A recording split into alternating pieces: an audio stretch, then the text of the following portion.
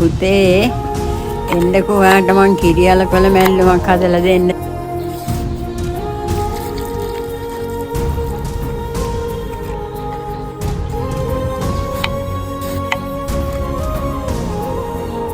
පුතේ මේව අල හැදෙන්නේ නැහැ. මේවෙන් පුතේ සම්බෝලේ හරි මැල්ලුම හරි හදන්න පුළුවන්.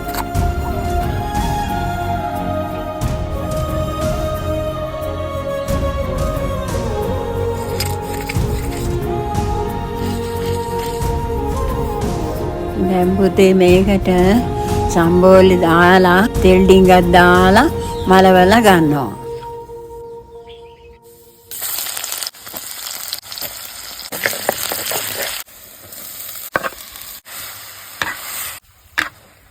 ඔන්න පුතේ කාලා බලන්නකෝ රසද කියලා.